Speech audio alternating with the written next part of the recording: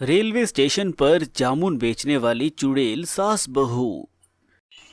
चंदनपुर गांव में यामिनी अपनी बहू शिवानी के साथ एक छोटी सी झोंपड़ी में रहती थी। यामिनी और शिवानी ने एक एक्सीडेंट में अपने पतियों को खो दिया था, जिसके बाद रोज दोनों चंदनपुर रेलवे स्टेशन पर जामुन बेचकर अपना गुजारा करते थे। शिवानी बहू, मैं जंगल जा रही हूँ जामुन तोड़ने के लिए। तू रेलवे स्टेशन चली जा, जो जामुन बचे हुए हैं उसे बेचने के लिए। माँ जी, मैं जंगल चली जाती हूँ, आप स्टेशन चले जाइए। ठीक है बहू। जामुन ले लो, मीठे मीठे जामुन, खट्टे खट्टे जामुन। एक बार खाओगे तो बार बार आओगे। अरे अम्मा, दिखने में तो बहुत अच्छे लग रहे हैं जामुन। बेटा, देखने में ही नहीं खाने में भी बहुत स्वादिष्ट है। एक बार खाओगे तो बार बार आओगे। ठीक है, फिर आप मुझे आधे किलो जामुन दे दो। ये लो। माँ जी, ये लीजिए जामुन, मैं ले आई। शिवानी बहू, अब तू ट्रेन के अंदर जाकर जामुनों को बेच, मैं यहाँ बेचती हूँ। ठीक है माँ जी, जामुन ले लो, मीठे मीठे जामुन, स्वादिष्ट जामुन। सुनिए, मुझे 20 रुपए के जामुन दे दीजिए। ये लीजिए। यामिनी और शिवानी दिन रात मेहनत करके जामुनों को बेचा करती थी और अपना गुजारा करती। ऐसे ही एक दिन। माँ जी, आज तो हमारी बहुत अच्छी कमाई हुई है ना? हाँ बहू, अगर ऐसी ही हमारी रोज की कमाई होती रही तो वो दिन दूर नहीं जब हम अपनी दुकान में जामुन बेचेंगे। फिर हमें ऐसे रेलवे स्टेशन पर जामुन बेचने की कोई जरूरत नहीं होगी। जल्दी ही अब भगवान हमारी प्रार्थना सुन लें। शिवानी बहू, 10 बज गए हैं, अब हमें चलना चाहिए। बस माँ जी, अभी थोड़ी देर में एक ट्रेन आने वाली है। यामिनी और शिवानी दोनों ही ट्रेन का इंतजार करती हैं और देखते ही देखते कुछ देर में वहाँ एक ट्रेन आ जाती है। जैसे ही ट्रेन रुकती है वैसे ही शिवानी ट्रेन के पास जाती है। ट्रेन के अंदर सुशांत और मोनू नाम के 2 लड़के बैठे होते हैं, जो देखने में ही अच्छे नहीं लग रहे होते हैं। सुशांत, वो देख रहा है जामुन वाली, चल आज इसे परेशान करते हैं। लेकिन कैसे? तू बस देखता जा। अरे सुनो, इधर तो आना। ये जामुन कैसे दिए? ज्यादा नहीं, 30 रुपए किलो है। आपको कितना चाहिए? एक काम करो, मुझे तुम 2 किलो दे दो। ठीक है, ये लीजिए। ये लो इसके पैसे। ये तो 500 रुपए हैं। मेरे पास तो 500 के खुले नहीं हैं। आप रुकिए, मैं खुले लेकर आती हूँ। इतना कहकर शिवानी यामिनी के पास खुले लेने चली जाती है। जब तक ट्रेन भी चालू हो जाती है, जिसे देखकर शिवानी ट्रेन के पीछे भागने लगती है। अरे रुकिए, मेरे पैसे तो दे दीजिए। ये ले तेरे पैसे, ये ले। आप पैसे बाहर फेंक दीजिए। अगर पैसे चाहिए तो इधर आके ले ले। अपनी बहू को ट्रेन के पीछे भागता देख यामिनी भी उसके पीछे भागने लगती है। रुक जा बहू, रुक जा, मत भाग ट्रेन के पीछे, गिर जाएगी। ट्रेन की स्पीड तेज होने लगती है। शिवानी अभी भी ट्रेन के पीछे भाग रही होती है। सुशांत और मोनू इस चीज का मजा ले रहे होते हैं कि तभी अचानक शिवानी का पैर फिसलता है और वो ट्रेन के नीचे आ जाती है। शिवानी को बचाने के चक्कर में उसकी सास यामिनी भी ट्रेन के नीचे आ जाती है, जिससे उन दोनों की वही मौत हो जाती है। जिसके तुरंत बाद वो दोनों सास बहू चुड़ैल बन जाती हैं। इस हादसे को आज पूरे 2 साल हो गए थे, लेकिन आज भी वो दोनों चुड़ैल सास बहू उसी रेलवे स्टेशन पर भटक रही होती हैं। जल्दी जल्दी दुकान बंद कर देता हूँ, 10 बजने वाले हैं। अगर ज्यादा देर हो गई तो वो दोनों चुड़ैलें सास बहू आ जाएंगी। ये समोसे कैसे दिए हैं? बेटा, 10 के 2 हैं।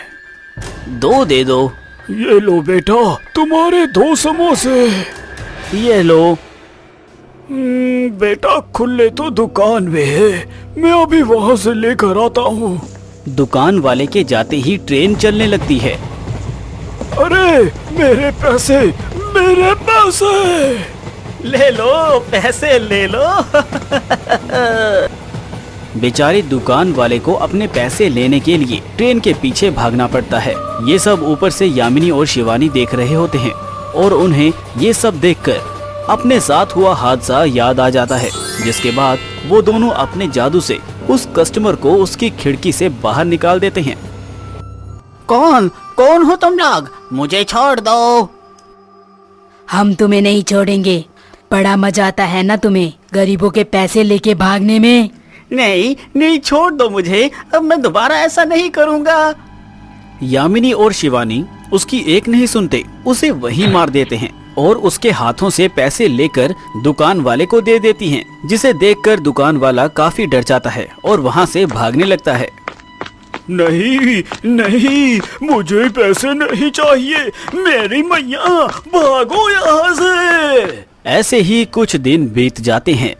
अंकित, क्या जो तुमने मुझे चंदनपुर रेलवे स्टेशन की स्टोरी बताई थी, क्या वो सच है? हाँ रूबी, मैंने भी कई बार सुना है कि चंदनपुर रेलवे स्टेशन पर 2 चुड़ैल सास बहू रात के 10 बजे के बाद जामुन बेचती हैं और जो भी उन्हें पैसे नहीं देता वो उन्हें मार देती हैं। अंकित और रूबी को बात करते करते चंदनपुर स्टेशन पहुंच जाते हैं। स्टेशन के आते ही दोनों उतर जाते हैं। क्या यही है चंदनपुर रेलवे स्टेशन? देखने में तो ये काफी नॉर्मल दिख रहा है और यहाँ तो कोई भी मुझे दिखाई नहीं दे रहा।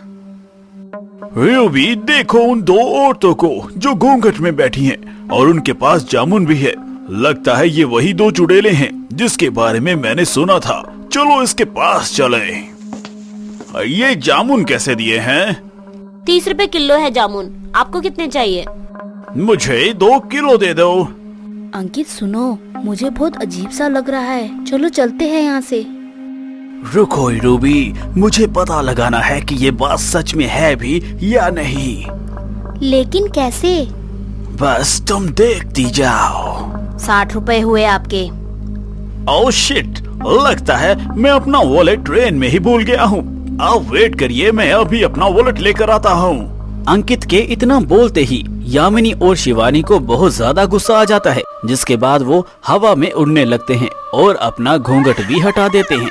ये क्या? इसका मतलब जो लोग कहते हैं वो सब सही कहते हैं।